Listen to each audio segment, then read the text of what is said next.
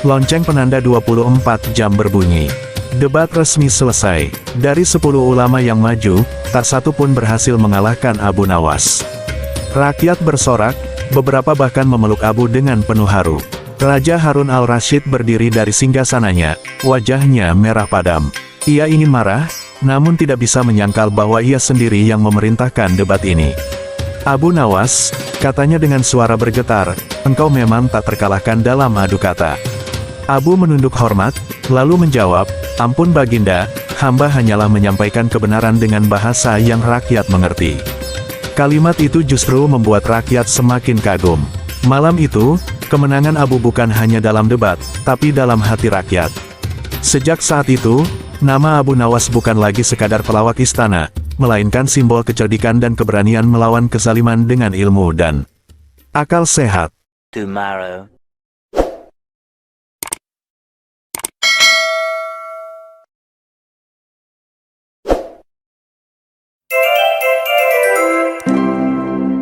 Pada suatu pagi di Baghdad, istana tampak lebih sibuk dari biasanya. Raja Harun al-Rasyid duduk di singgasananya sambil termenung. Sejak lama ia kagum pada kecerdikan Abu Nawas, tapi di sisi lain ia juga ingin tahu, apakah benar akal Abu bisa mengalahkan para ulama yang ilmunya luas. Maka Raja memanggil wazirnya dan berkata, kumpulkan 10 ulama terbaik dari seluruh Baghdad. Aku ingin mereka berdebat dengan Abu Nawas selama 1 hari penuh, tanpa henti. Perintah Raja segera dilaksanakan. Datanglah ulama-ulama terkemuka, ahli tafsir, fikih, logika, bahasa, hingga filsafat. Mereka semua duduk berjajar di aula megah, sorban putih dan hitam berbaris rapi, wajah mereka penuh wibawa. Saat itu Abu Nawas dipanggil. Dengan jubah lusuh dan langkah santai, ia masuk ke ruangan. Rakyat yang hadir berdesakan ingin melihat pertarungan akal ini. Abu, kata Raja dengan suara lantang, hari ini engkau akan berdebat 24 jam penuh dengan 10 ulama pilihanku. Jika engkau kalah, aku akan menghukummu. Jika menang, maka aku angkat engkau sebagai orang yang kecerdasannya diakui seluruh Baghdad. Abu menunduk hormat, lalu tersenyum nakal. Ampun Baginda, hamba hanya rakyat kecil yang tak punya ilmu setinggi mereka. Tapi jika perdebatan ini dianggap hiburan, hamba siap. Kalau kalah, hukumlah hamba dengan tidur tanpa bantal 7 hari. Rakyat pun tertawa mendengar kelakar itu. Raja tersenyum puas. Pertarungan akal pun dimulai. Debat dibuka oleh ulama pertama, seorang ahli tafsir yang bijak. Ia bertanya, wahai Abu, mana yang lebih besar, langit yang membentang luas atau ilmu manusia yang terbatas? Suasana langsung hening. Abu tersenyum, lalu menjawab pelan, ilmu manusia lebih besar, sebab langit hanya bisa dilihat, sementara ilmu bisa memahami yang terlihat dan yang tak terlihat. Jawaban itu membuat rakyat bergemuruh. Ulama pertama terdiam sejenak, lalu mengangguk. Ulama kedua mencoba menggempur dengan pertanyaan berat, apa hakikat kehidupan, Abu? Abu menatap sekeliling, lalu berkata, hidup itu seperti teko air. Yang penting bukan tekonya, melainkan airnya. Begitu pula manusia, yang berharga bukan tubuhnya, melainkan amal dan akalnya. Tepuk tangan terdengar lagi. Ulama kedua pun menutup mulutnya. Debat baru berjalan beberapa menit, tapi Abu sudah mampu membalikkan suasana. Raja Harun duduk dengan mata berbinar, merasa pertunjukan ini akan jadi hari yang panjang. Kini giliran ulama ketiga, seorang pakar logika. Dengan suara tajam ia berkata, Abu, jawab ini, seekor kuda bisa berlari lebih cepat dari manusia. Manusia bisa berpikir lebih cepat dari kuda. Tapi apakah pikiran bisa lebih cepat dari cahaya? Abu pura-pura menggaruk kepala, seolah bingung. Lalu ia tertawa kecil, tentu bisa. Sebelum cahaya sampai ke matamu, pikiran sudah bisa membayangkannya. Bukankah engkau bisa memikirkan matahari meski malam gelap gulita? Ruangan terdiam, lalu meledak oleh tepuk tangan rakyat. Raja terbahak, sampai-sampai harus menyeka air matanya. Hebat, Abu menjawab pertanyaan pelik dengan tawa. Ulama ketiga menunduk, tak bisa membantah. Ulama keempat, seorang sufi tua dengan sorban hijau, melangkah maju. Ia tidak bertanya dengan logika, melainkan hati. Abu, apa jarak antara manusia dan Allah? Suasana mendadak hening. Pertanyaan itu dalam dan berbahaya. Abu menunduk, lalu berkata dengan suara lirih, sejauh hati yang lalai, dan sedekat nafas yang disyukuri. Kalimat itu membuat seluruh ruangan terdiam. Rakyat yang tadinya tertawa kini meneteskan air mata. Bahkan raja sendiri tertegun, merasakan jawaban itu menusuk ke dalam jiwanya. Ulama sufi tersenyum haru. Engkau benar, Abu. Jarak itu bukan pada langit dan bumi, melainkan pada hati manusia. Suasana berubah hikmat, seakan istana berubah menjadi tempat zikir. Setelah suasana kembali tenang, ulama kelima mencoba menjebak Abu dengan hitungan. Ia menuliskan pembagian warisan yang sangat rumit di atas papan.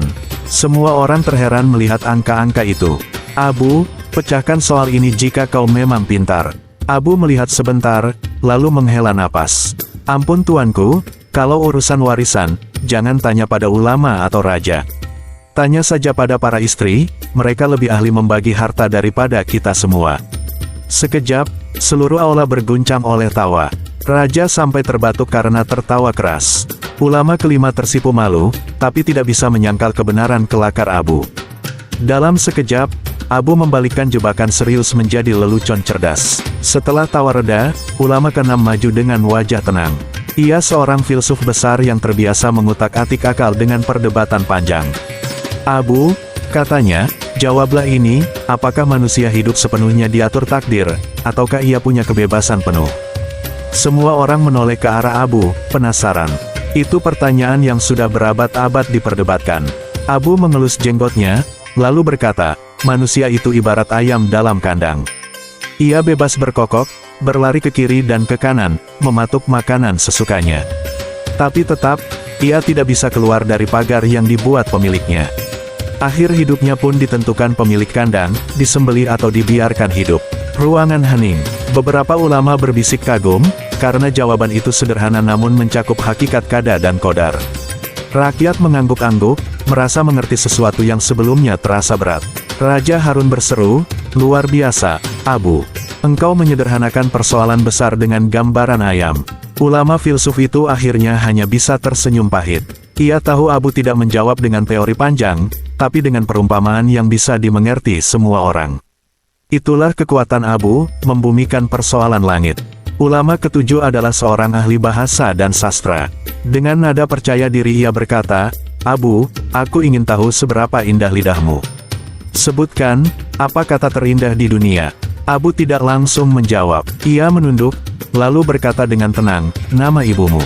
Ruangan langsung hening. Ulama itu terkejut, sementara rakyat menahan napas. Abu melanjutkan, karena dari beliaulah engkau lahir, dibesarkan, diberi kasih sayang. Tanpa ibu, engkau bukan siapa-siapa. Tak ada kata yang lebih suci, lebih indah, lebih penuh makna daripada panggilan untuk ibu.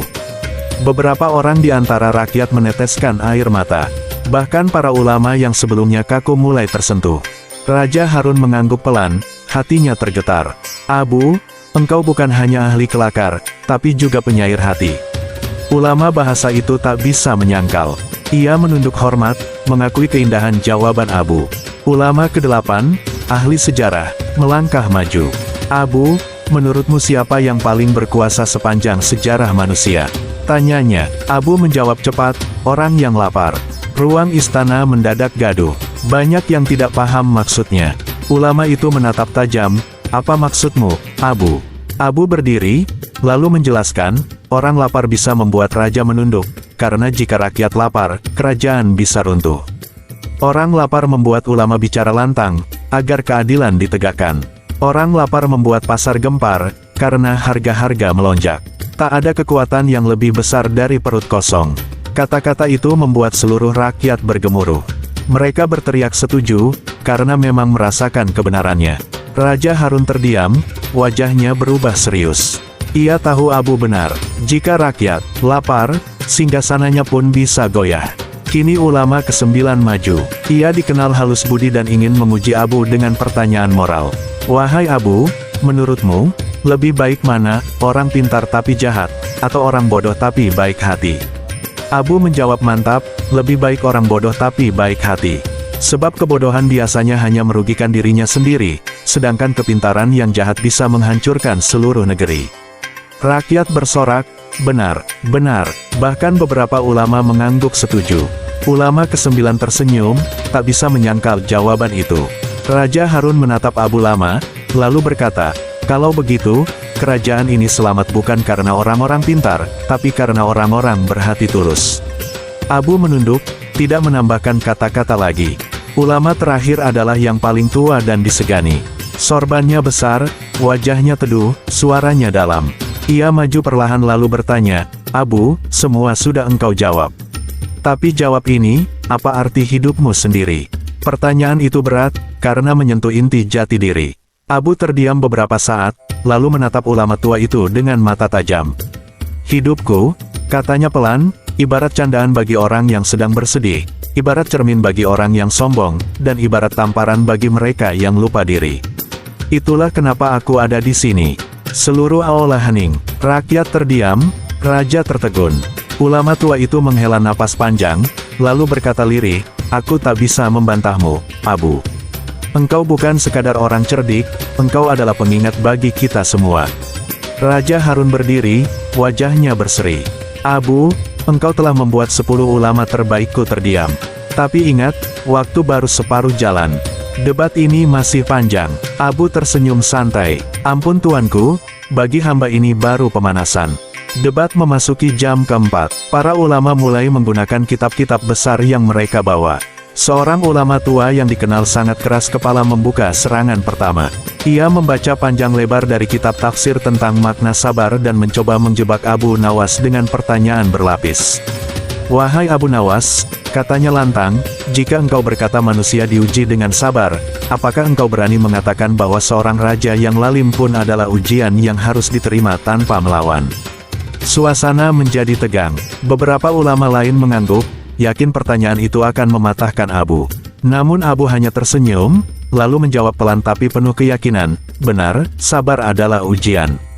Namun tidak ada satupun kitab yang menyuruh kita diam pada kezaliman. Jika seorang raja lalim adalah ujian, maka menegur dan memperbaikinya adalah bagian dari lulus ujian itu. Bukankah Nabi Musa tidak diam saat menghadapi Firaun?" Suara tepuk tangan rakyat meledak, membuat ulama itu terdiam, sementara Raja Harun al-Rasyid hanya bisa menggertakkan giginya menahan malu. Debat terus berlanjut. Ulama kedua mencoba mengalihkan arah dengan pertanyaan filosofis. "Abu Nawas," katanya, "engkau pandai berbicara. Namun apakah engkau tahu mengapa Allah menciptakan langit dan bumi?" Para ulama lain tersenyum puas, sebab pertanyaan itu luas dan sulit. Namun Abu Nawas tidak terguncang. Ia mengangkat alis lalu balik bertanya, "Apakah engkau tahu mengapa Allah menciptakan angin yang tak terlihat?" Ulama itu terdiam, tidak menduga akan dikembalikan pertanyaannya. Abu melanjutkan, "Allah menciptakan sesuatu bukan untuk memuaskan rasa ingin tahu kita, melainkan agar kita mengambil manfaat dan pelajaran darinya.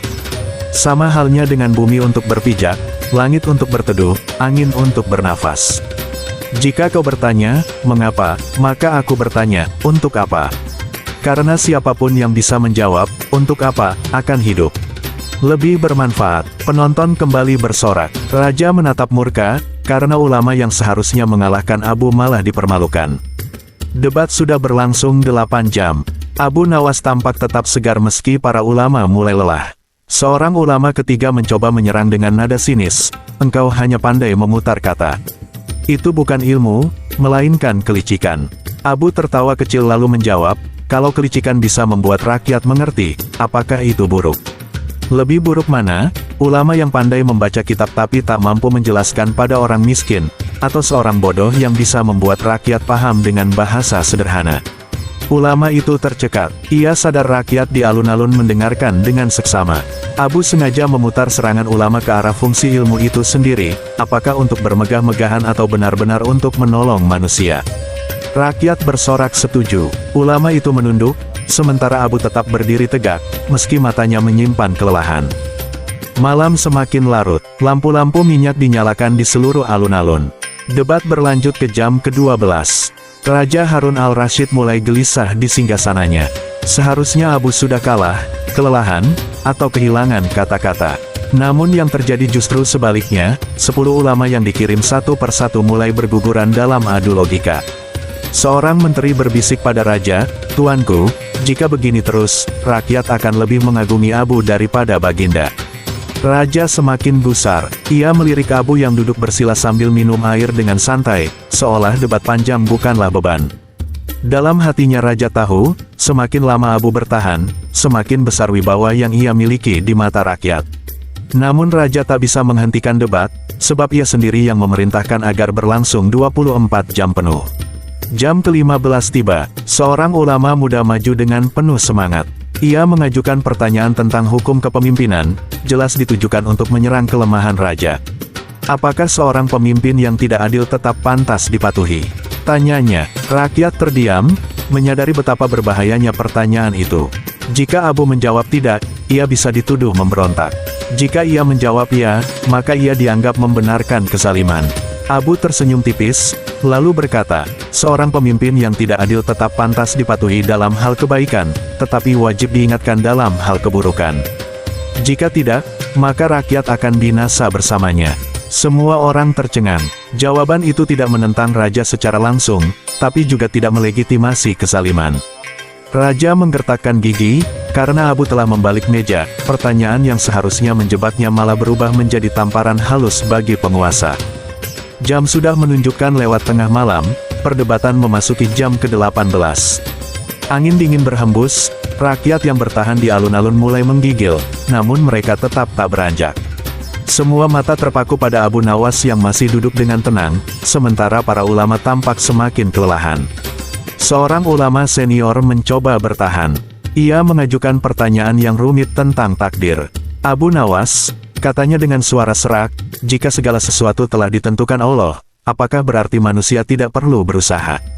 Pertanyaan ini dikenal sulit karena bisa memicu perdebatan panjang. Namun Abu menatap ulama itu dengan penuh empati. Jika engkau lapar, apakah engkau hanya duduk menunggu roti jatuh dari langit? Tanyanya balik. Rakyat tertawa kecil, sementara ulama itu terdiam. Abu melanjutkan, takdir bukan alasan untuk bermalas-malasan. Allah memberi kita akal dan tenaga agar kita berusaha. Takdir itu rahasia, usaha itu kewajiban. Barang siapa bersembunyi di balik takdir untuk menutupi kelemahannya, ia sama saja menipu dirinya sendiri. Ulama itu tidak bisa membantah, dan raja semakin cemas karena rakyat terlihat sangat setuju. Jam ke-20, suara rakyat di alun-alun mulai terdengar jelas, mereka bersorak setiap kali Abu menjawab. Ada yang berseru, hidup Abu Nawas. Ada pula yang berteriak, dialah ulama sejati. Raja Harun al-Rasyid berusaha menahan amarah, sementara para ulama yang tersisa mulai kehilangan semangat. Seorang ulama muda maju dengan wajah merah padam. Ia berkata keras, engkau hanya pandai memukau orang awam. Jawabanmu hanyalah permainan kata. Abu tertawa pelan, lalu menjawab, kalau benar hanya permainan kata, mengapa engkau yang bergelar ulama tak mampu memainkannya lebih baik dariku? Bukankah ilmu seharusnya membuatmu lebih fasih? Rakyat meledak dalam tawa. Ulama itu hendak membalas, tetapi suaranya tenggelam oleh sorakan massa. Raja menggenggam tongkatnya erat-erat. Ia mulai merasa bahwa debat ini bukan lagi soal mengalahkan Abu, tapi mempertahankan wibawanya sendiri. Debat kini memasuki jam ke-22. Langit mulai menunjukkan tanda-tanda fajar. Abu Nawas masih tetap duduk bersila, tubuhnya tampak lelah namun matanya menyala penuh semangat. Para ulama yang tersisa sudah tak berdaya. Mereka saling dorong agar tidak ditunjuk berikutnya. Raja pun berbisik pada seorang menteri, pastikan ada ulama yang masih sanggup menyerangnya. Jangan biarkan ia menang. Namun kenyataannya, tidak ada yang berani maju. Akhirnya, seorang ulama muda yang nekat melangkah. Ia mengajukan pertanyaan tentang surga dan neraka. Apakah engkau yakin dirimu akan masuk surga, Abu Nawas? Abu tersenyum, lalu menjawab, aku tidak tahu. Tetapi aku yakin Allah lebih penyayang daripada semua yang ada di sini.